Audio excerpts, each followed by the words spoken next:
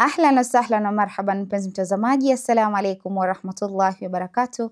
Natumai mzima buheri wa afya. Jina langu ni Haifa Muhammad na karibu katika kipindacho Upeo Asubuhi ndani ya kitengo Gumzo la Vijana, nikiwa naye kaka yetu ambaye pia ni mwalimu wetu, si mwingine bali ni Ramadhan Shisia, ambaye siku ya leo mpenzi mtazamaji anaangazia masuala mengi ambayo nadhani kuna kipindi kilichopita tuliweza kuangazia swala zima la peer pressure na tukawa hatujalimalizia swala hilo. Basi siku ya leo ataweza kulimalizia na tujue nini ameweza kutuandalia siku ya leo, na tukirudi kwake tutaweza kufahamu mengi na mengi zaidi. Assalamu alaikum warahmatullahi wabarakatuh. Wa alaikum salam warahmatullahi ta'ala wabarakatuh. Karibu sana. Nashukuru sana Sister Haifa. Naam. Afwan. Kwanza kabisa ningependa kuchukua fursa hii kushukuru kwa tena katika mwaliko huu kunialika nije niweze kuongelea mawili matatu. Naam. Pia kabisa lazima nimshukuru Allah Azza wa Jalla ambaye ametuwezesha, ametuneemesha na kutujalia kwamba tumeweza kuiona siku kama leo. Na pia kuwa katika kufika sehemu kama hii ili tuweze kuongelea mawili matatu. Si katika ujanja wetu bali katika taufiki ya Allah Subhanahu wa Ta'ala. Katika kipindi kilichopita tulikuwa tunaongelea mada ambayo ilikuwa inahusiana na peer pressure, mshinikizo la marafiki. Ndio. Ukipenda ushawishi. Ndio. Na hili ni jambo ambalo ni muhimu, tulisema ni muhimu sana kuliongelea. Sio jambo la kulifumbia macho. Kweli. Ni lazima tuliongelea kwa sababu ni jambo ambalo sio tu kwa vijana, liko katika kwa vijana. Hii mshinikizo. Familia, mashuleni, majumbani mwetu, jamii nzima inakuwa ni yenye kuwa katika hili jambo. Wapo katika hili jambo la peer pressure, mshinikizo. Kwanza hususan katika hii era tuko sasa hivi. Dunia sasa ni dunia ambayo tuko ndani yake, ni dunia ya mambo, na kumekuja na mambo na mitandao na kila kitu na internet na kila kitu. Kwa hivyo kuna mshinikizo sana katika hizi mitandao. Kwa hivyo ambao tutakuja tuongelee inshallah.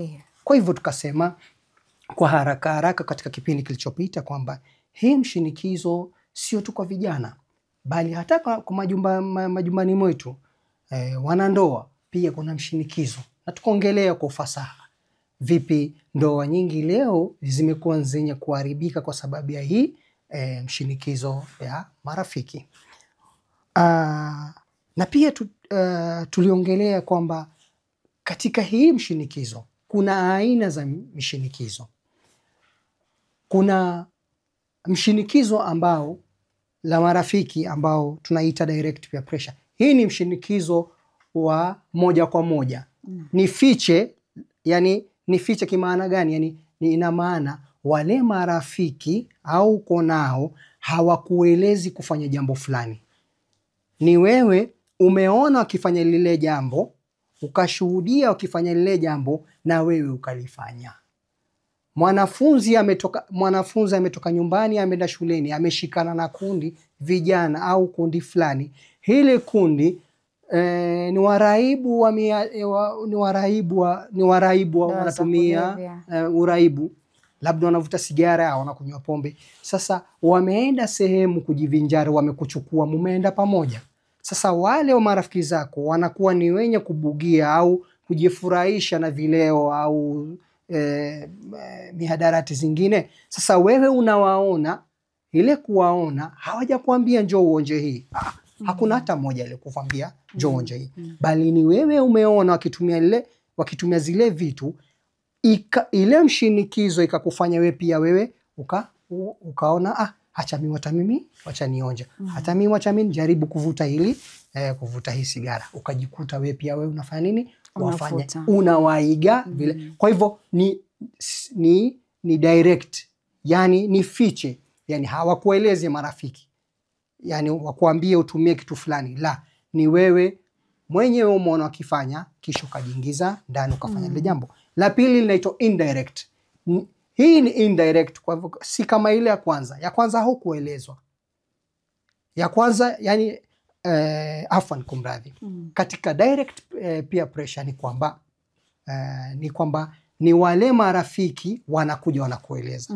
Afwan, kwa hiyo ni kwamba direct wale marafiki wamekupeleka mahali wenyewe wanakunywa pombe au wanatumia vileo, sasa wanakuambia fulani jaribu kidogo, jaribu haiwezi kuudhuru, jaribu kunywa kidogo utajisikia huko dunia nyingine. Sasa yule kijana anatumia, kwa hivyo direct, yani moja kwa moja wamemueleza jaribu. Lakini hii ya pili indirect ni ile fiche hauelezwi. Ndio sasa ni kwamba huyu kijana ameenda na marafiki zake wanatumia zile vileo au wanatumia miadarati. Sasa wajamueleza njoo tukunywe na sisi, njoo jumuika na sisi, la wameona akaona wacha hata mimi marafiki zangu sana kula hii wanatumia hii na sioni ikiwadhuru, wacha hata na mimi ni jiweke ndani ni tumie ile kileo. Ya tatu ni inaitwa positive peer pressure. Ni mshinikizo ambao ni mzuri. Tulisema sio mshinikizo zote ni mbaya. Ndiyo. Kuna mshinikizo au shawishi wa marafiki ambao ni mzuri. Ndiyo. Ambao nawarai vijana au nawarai kila mtu ni vizuri upate marafiki ambao wako katika hii kitengo cha positive peer pressure. Yani ni marafiki ambao wanakupa ushawishi, mvuto ambao ni mzuri. Ambao unakuelimisha na kukukuza. Unaona? Kwa mfano, kijana yuko shuleni, ameingia shuleni, labda ametoka shule la primary, ameenda sekondari, labda ni shule la bweni. Amekutana na vijana, alhamdulillah, ni vijana ambao ni wanapenda masomo, labda ni vijana ni wacha Mungu, ni vijana maadili yao ukiona katika hata walimu wanawasifu kwa tabia zao nzuri walizonazo kule shuleni. Sasa yule kijana akiingia kule shuleni akawa amejumuika akashikana na wale vijana, basi huyu kijana atakuwa ni mwenye kuvutwa na ile tabia zao, kuiga ile tabia zao, basi na yeye atajikuta ni kijana mzuri.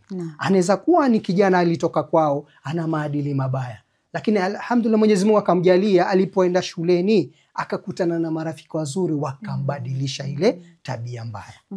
Pia vice versa, kijana anaweza kuwa mzuri, ameleleka vizuri, lakini akaenda shuleni akakutana na vijana au akajiunga na kundi ambalo hawana tabia nzuri, basi wakamuathiri, akawa ni mwenye kuiga tabia zao. Kwa sababu tulisema katika hadithi ya Imamu Ali anasema rafiki huvuta. Ndio maana ile katika kipindi kilichopita tulisema kwamba huu msemo wanasema show me your friend I'll tell you. Kwa nini wakasema hivyo? Kwa sababu bila ya mimi wewe kukujua undani wako, nikiona wale marafiki zako ndajua automatically wewe ni mtu aina gani. Maana siku zote ukiona marafiki wazuri watakuvuta kwa uzuri. Marafiki wabaya watakuvuta katika ubaya. Marafiki wa kutumia miadarati, wa uraibu, basi pia watafanya juu chini wakuvute. Ndio maana leo jiulize, leo ukiwa na rafiki ambaye ni mraibu, labda ni mraibu wa kutumia, labda anatumia pombe, kwa mfano la sabili mithali, kwa mfano huyo rafiki, jaribu siku moja mkienda naye hiyo sehemu ya kujiburudisha, umweleze, rafiki yangu, leo unaonaje usininunulie hiyo kileo, basi nipe hiyo pesa niende nikanunue labda chakula nyumbani. Yule rafiki hata kama ni milionea, hata kama ni bilionea, hawezi kutoa pesa kakupa au akununulie kitu badili ya ile anayokitumia. Kweli. Lakini mwambie ndakunywa, basi yuko tayari kukununulia kreti na makreti unywe. Lakini nipe hiyo pesa basi nikanunue chakula, nikanunue basi matunda, hawezi kubali. Kwa sababu gani? Anataka umuige kama yeye. Atasikia raha ukiwa kama yeye. hawezi sikia raha yeye yuakunywa, wewe unakunywa soda. Kweli. Hapo hawezi kusikia. Ndio maana wengine utakuta hata kuna hawa vijana ambao wapenda sana kwenda labda ni party ama ni nini. Utakuta kuna wale ambao labda hawapendi kunywa vileo ama kunywa vinywaji vya ambavyo vitawalevya. Mwisho wa siku, mfano kama ni soda amechukua, wengine ufanya juu chini, hakikisha kwamba either kuna wengine utasikia ukienda angalau jinunulie soda yako wewe mwenyewe. Ukienda ni sawa, uwezi jua umelewa vipi, maana unajua ulikunywa soda, lakini mwisho wa siku hujui ile kulewa ilitoka vipi. Ni kweli. So dakta. Kwa hivyo hii ndo tatizo ambayo lazima kijana, tulisema mwanzoni, tulisema kijana siku zote akiwa katika ujana, ameingia katika ujana, kuna kitu huwa anataka kujifahamu yani nani. Anataka kujulikana, anataka kufahamika. Sasa ikiwa wazazi na walimu hatutakuwa very keen, tukawa makini kwa kumwangalia huyu kijana, iwe ni mtoto wa kike au mtoto wa kiume, ni kundi gani ambao mtoto wangu anatembea nao, basi huyu kijana atakuwa ni mwenye kuharibika, kwa sababu anataka kujifahamu, kujulikana. Na kujulikana kuna pande mbili. Ima kujulikana kwa uzuri au kujulikana kwa ubaya. Kwa hivyo huyu kijana yuko stranded, yuko katikati, hajui atatafuta vipi. Ndio maana yule kijana kama hatapata mwongozo, akaongozwa vizuri, ando pale yule kijana atajikuta yuko katika kundi ambayo sio nzuri. Kwa sababu ameingia shuleni katika pilika ya kustadi na kuangalia mandhari ya shule, ataona, ataambiwa kwamba kuna kundi la vijana. Hao vijana ni wanajiita top dogs, ni wenye kuvuta bangi, wao wanajulikana ni vijana shuleni, wanajulikana tabia zao. Na ndio vijana wanaojulikana. Unaona? Sasa yeye kwa sababu anataka kutoka, afahamike, ajulikane, basi huyu kijana kama atapata mwongozo, atajiunga na lile kundi, aweze kuwa miongoni mwao. Kwa sababu anajua nikiwa nao, naona vile wanajulikana, pia mimi nataka nijulikane. Ndio. Sasa huyu kijana anataka kujulikana, basi ataingia kwa kundi, basi anajua pale kwa kujulikana ndajulikana, na ndaweza kupata labda marafiki wa kike, vitu kama hizo, kwa sababu ni kundi ambalo linasifika. Ndio. Na lina nguvu. Unaona, shuleni mambo kama haya yanatokea. Hata katika filamu nyingi nadhani ukiangalia hasa hizi za mafunzo, utakuta zinafundisha masuala mengi kuhusiana na hayo. Utakuta labda rafiki huyu anatengwa sababu hayuko kama hao. Ama mtu unadhulumiwa kwa sababu hauko kama mtu fulani. Na labda mwenyewe uko na njia zako za kujielekeza katika maisha, kwa sababu mwisho wa siku hata nikisema nafuata ule mkondo itakuwa kama bendera nafuata upepo. Mwisho wa siku sitajua kama njia ninayoenda ni sahihi ama njia ninayoenda si sahihi. Ni kweli. Na tukimalizia ni kwamba lingine ambalo la mwisho la hii peer pressure, katika kundi la peer pressure au mgawanyo wa peer pressure au hii mshirikizo la marafiki, ndio hii inaitwa negative peer pressure. Huu ni peer pressure au ni mshinikizo, ni ushawishi ambao sio nzuri. Kwanza ni mshinikizo ambao huo inamfanya mtu anaingia kwa mambo ambayo si mazuri. Ya kwanza ulikuwa unaelezwa direct, unaelezwa kwa uzutumia sio mbaya, hii ni nini. Ya pili ni wewe mwenyewe uliona wakitumia kileo, haya ukatumia. Ya tatu ni nzuri, positive. Lakini hii ya negative ni kwamba wale marafiki wanakulazimisha, na hii kukulazimisha inakupelekea kufanya jambo ambalo silo nzuri. Kwa mfano, unakuta kuna marafiki wengine, wewe umejiingiza katika marafiki, haujui huwa wanafanya shughuli gani, kumbe ni majambazi, au kumbe huwa ni wahalifu, wanafanya mambo sio nzuri. Sasa kwa sababu wewe ni mmoja wao, watakuja wakueleze, unajua leo nini, leo tunaenda mahali fulani, na hii mahali tunaenda, basi wewe ndio utakuwa wa kwanza, labda wanakupa bunduki, wanakwambia wewe ndio utakuwa wa kwanza, utaenda utafanya hivi na hivi. Sasa hii negative, unalazimishwa kufanya jambo ambalo ni riski, ni hatari. Katika hii negative pia ambao vijana wengi wameingia katika hii riski. Utakuta mtu anaambiwa kwa kwa sababu umeona mwenzako anafanikiwa, hujui mafanikio yake ameyatoa sehemu gani. Anakwambia labda mimi kufanikiwa kwangu nauza bangi. Je, uko tayari kuuza bangi? Utakuta mtu unakubali. Sasa zingine anakwambia kuna quote nyingine niliona kwamba unajaribu wewe alafu Mungu anakufanyia wewe kwa example sasa. Ni kweli kabisa. Unaona? Sasa ndio hivyo. Kwa hivyo hii ndio tutaiongelea insha Allah katika mada yetu insha Allah. Leo tunaingia katika dalili. Ni dalili gani au ni dalili zipi ambazo zitakuonyesha kwamba wewe upo katika hii shinikizo la marafiki? Inshallah. Inshallah tuchukue mapumziko, tukirudi tuweza kuangalia dalili tofauti inshallah. Kurudi kwako mpenzi mtazamaji, natumai katika awamu ya kwanza tukiwa naye kaka yetu si mwingine ni Ramadhan Shisia, ambaye anatuelezea mengi na mengi zaidi kuhusiana na peer pressure, na ameweza kugusia masuala ambayo nadhani tuliweza kuyagusia, lakini ameweza kuelezea vizuri na kuambia kwamba peer pressure sio lazima iwe ni ya kushinikizwa na mtu mwingine, ama yani ni shinikizo ndio, lakini inategemea je ni positive ama ni negative. Wewe unafuata kitu ambacho ni positive ama ni negative. Na inshallah mpenzi mtazamaji, acha tuchukue mapumziko, tutakaporudi tutaendelea zaidi.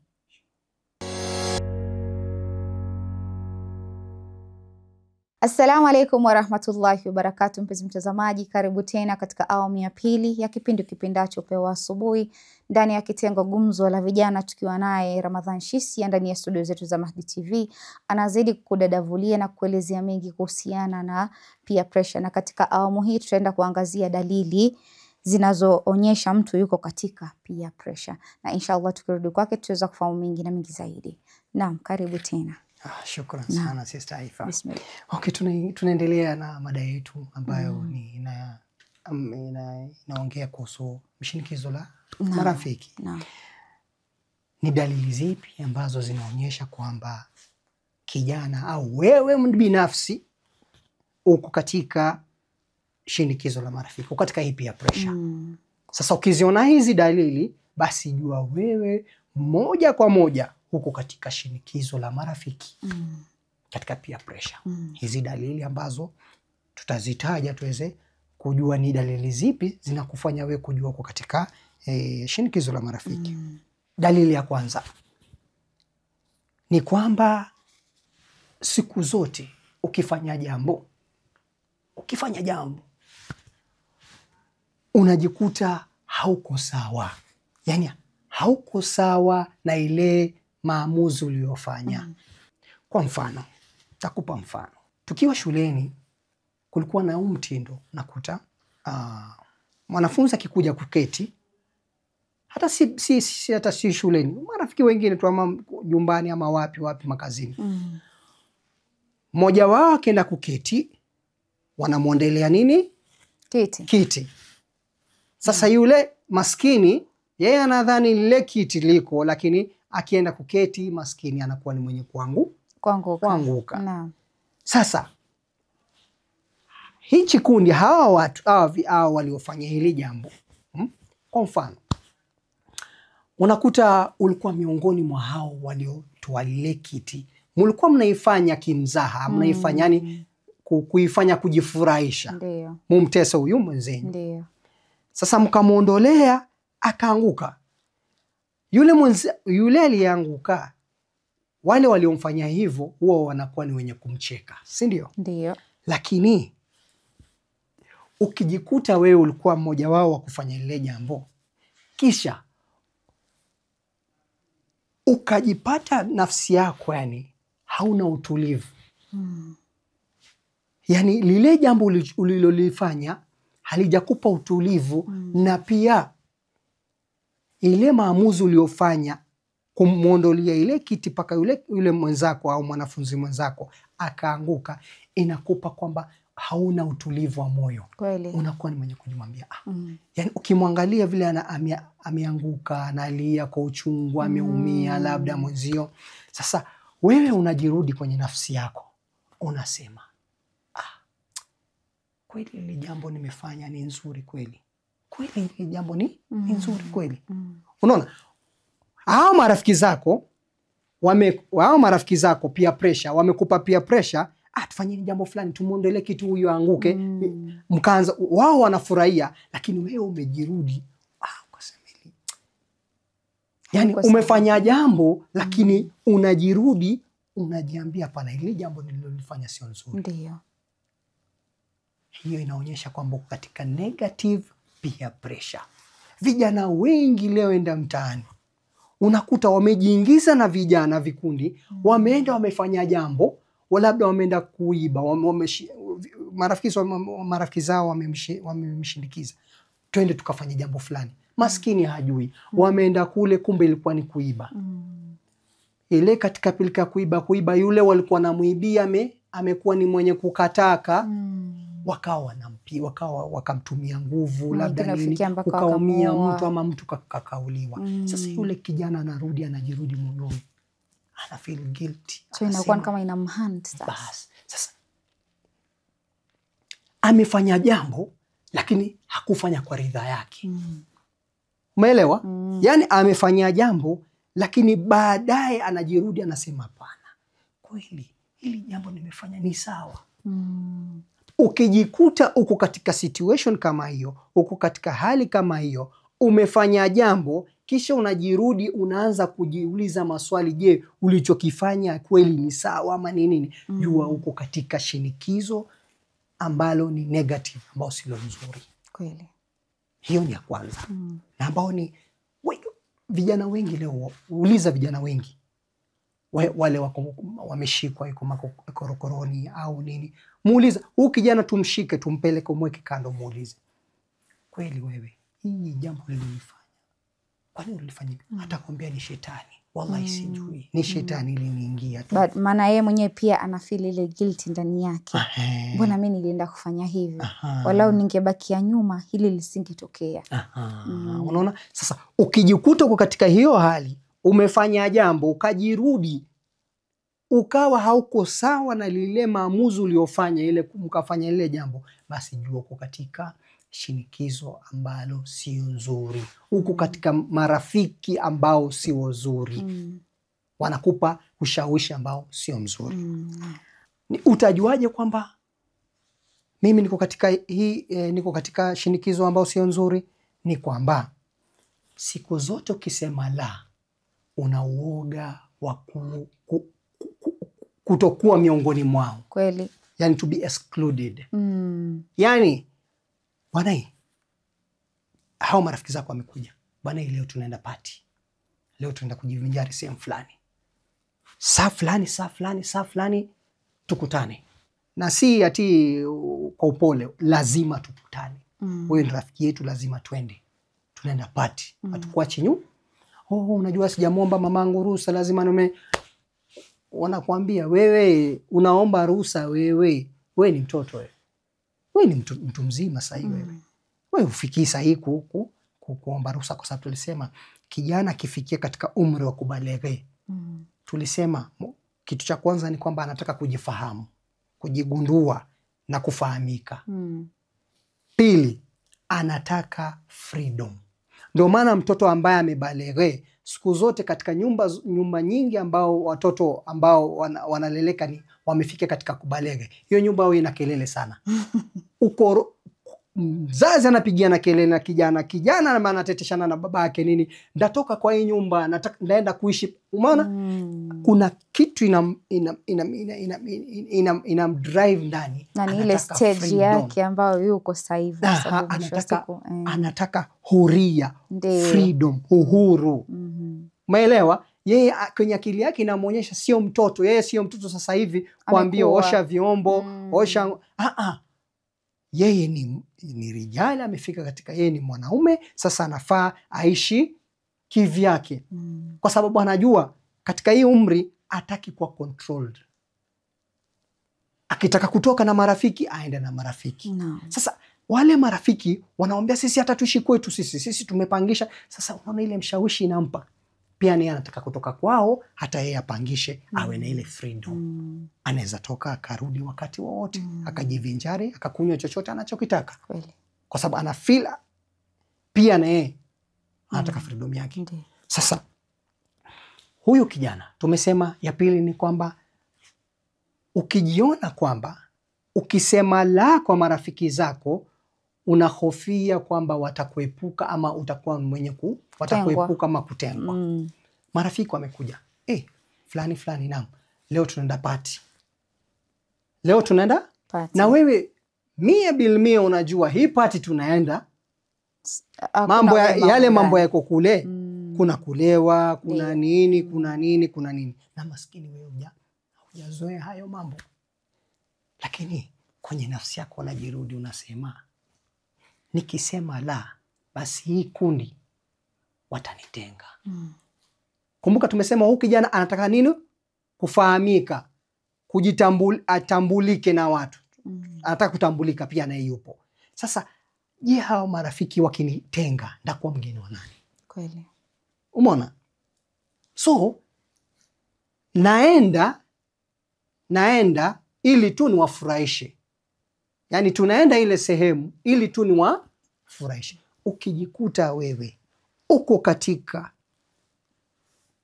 marafiki au hiyo kundi ambalo limekuzunguka au marafiki wako, ukijikuta kwamba siku zote wakisema jambo waogopa kusema la, kuhofia nini? Kutengwa, basi jua wewe uko katika shinikizo la marafiki ambao ni negative peer pressure. Ndiyo. Shinikizo ambao sio nzuri. Kwa sababu unafaa uwe ni mtu wa kuna na msimamo. Lakini ukikuja tu mimi nikisema la hapa ndatengwa, mimi ndakuwa mgeni wa nani? Kweli. Na kupitia hii kundi imefanya nimejulikana. Unaona? Leo mtihani nikipita unasikia watu wananiita jina langu, fulani kwa sababu niko na kundi fulani. Sasa leo nikitolewa au wakinitenga leo ndakuwa mgeni wa nani? Sasa hiyo ukijiona uko hapo kwamba nisiposema ndio ndatengwa, basi jua wewe hiyo ni dalili ya kuonyesha kwamba uko katika negative peer pressure, shinikizo ambalo silo zuri. Ya tatu ni kwamba ukijiona kwamba unaanza kufanya mambo ambayo hayaendani na wewe, yani muonekano wako. Kwa mfano, kijana alhamdulillah, zamani alikuwa ni kijana labda katika malezi yake ameleleka, yeye ni mtu anapenda dini. Kwa mfano, kwa hivyo mavazi yake nini, kila kitu, ni mtu ambao alikuwa ana nidhamu zake, kwa sababu alikuwa yuko katika njia fulani. Sawa? No. Kwa hivyo muonekano wake ukimwangalia yeye na ukaangalia na vijana wengine, ukimwangalia unaona ana personality yake, unamwona ukijana mashaallah ni mtu wa dini nini, yani unaona adabu zake. Ndio. Kutoka mavazi, kuongea kwake na kila anavyo akipatana na watu vile anavyoongea nao. No. Kwa hivyo aiko na aiba yake huyu kijana. Lakini mara ghafla huyu kijana kashikana na marafiki. Hawa marafiki ameshikana nao akawa anafanya tabia ambazo haziendani na yeye. Kwa mfano, unamkuta kijana nyumbani kwao yeye anajulikana ni kijana mwenye adabu, mtulivu, hana maneno, mashaallah. Ndio. Lakini mama au wazazi siku moja wanagutushwa, wanaona umati ya watu, kijana wao ameshikwa, analetwa atiko alikuwa ni mwizi, amepatikana sehemu fulani na kundi la genge la wezi walikuwa wanaiba.